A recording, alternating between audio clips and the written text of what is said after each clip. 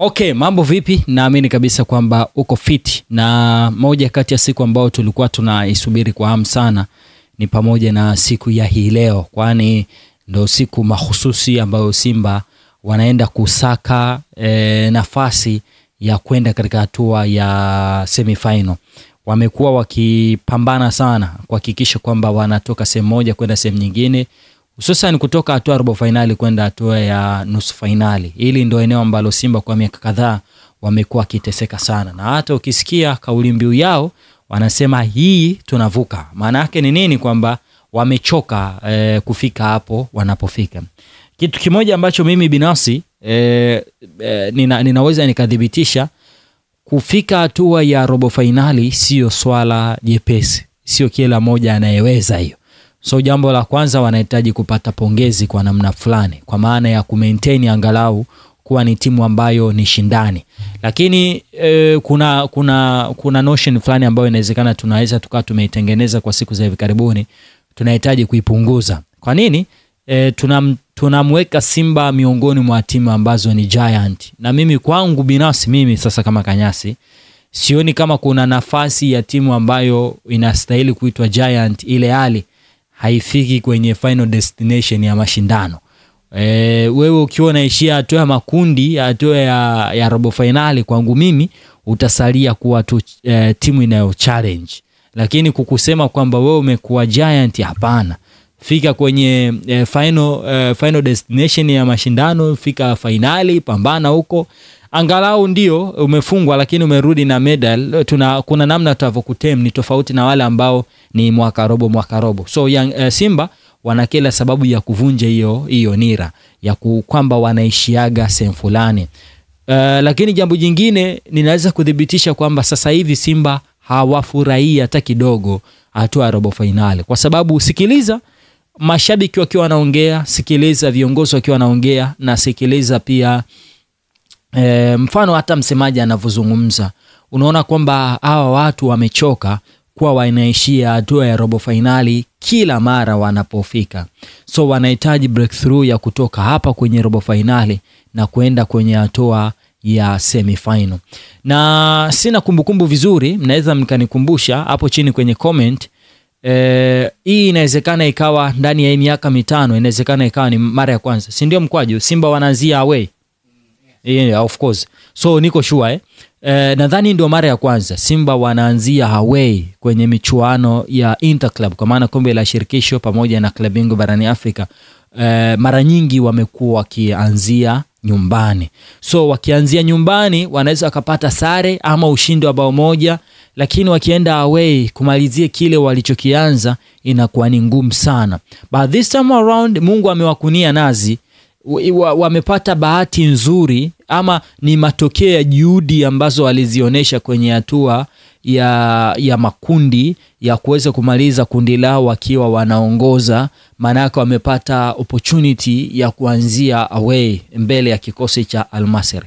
Na Al-Masry kimtazama sio timu ya kukutishia sana, lakini sio timu nyepesi sana, iko katikati. Ni timu ambayo inaweza ikakuchallenge.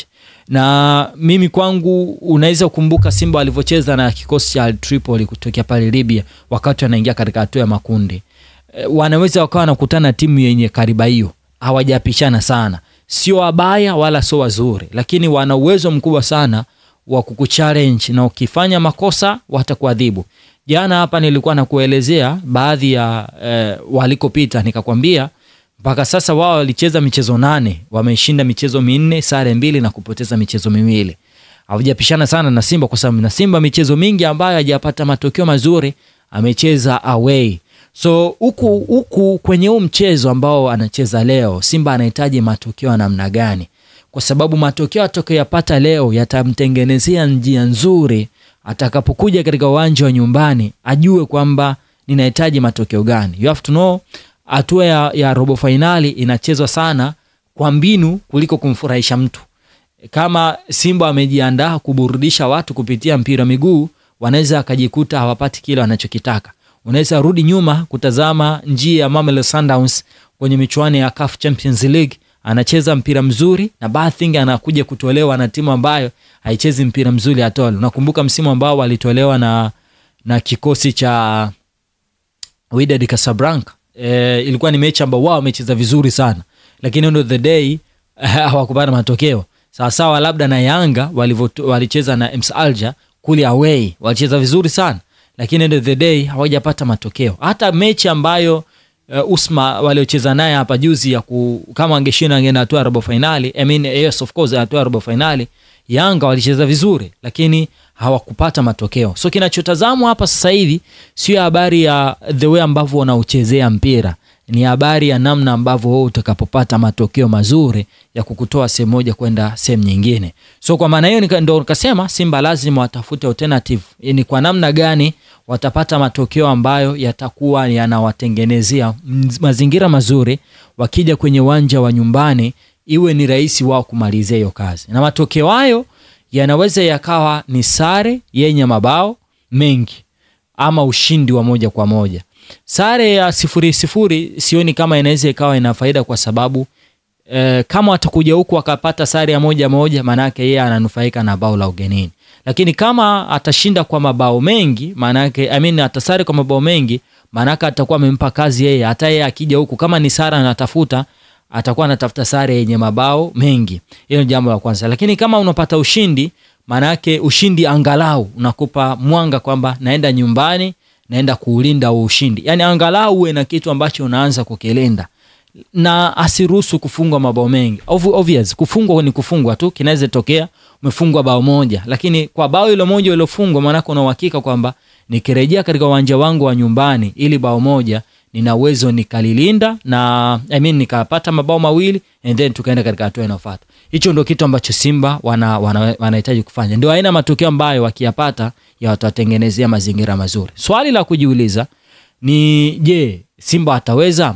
Kuna watu ambao tunachambua, maybe tunarudi kwenye the way ambavyo wanavyocheza Al-Masry wanavyocheza, labda takwimu zao jinsi zilivyo, but kwenye hatua robo finali hizo takwimu zitabaki tu kama tu kiburudisho cha kuzungumziana kuhusu mpira. Mechi itakuwa na approach tofauti kabisa, na inawezekana na mechi nyingine ambazo mimi na yeye tunazijua. Vovote vile itakavyokuwa, tusubiri mechi itakavyo. Unataka tuzungumzie jambo? Na hapo umezungumza vizuri sana Matthews. Nadhani kwa nataka ulizungumza kuhusiana na kuanzia away mara ya kwanza kwenye michuano ya kombe la shirikisho. 2021 ndio alifanikiwa kuanzia away michuano ya klabu bingwa Kaizer. Akaja kwa shinda 3-1 3-0. Of course. Safi. Hiyo imekaa vizuri. Tuiweke sawa records zinawekwa sawa. Kaizer Chiefs anapigwa 4, nyumbani anashinda 3 na anatolewa kwa aggregate ya mabao 4-3. Na ilikuwa ni mechi ambayo mpaka dakika 90 Simba alikuwa anatafuta ushindi. By the way, tusubiri siku ya leo jinsi itakavyokuwa na after match. Tutakutana hapa kuzungumza, je, Simba wamevuna nini?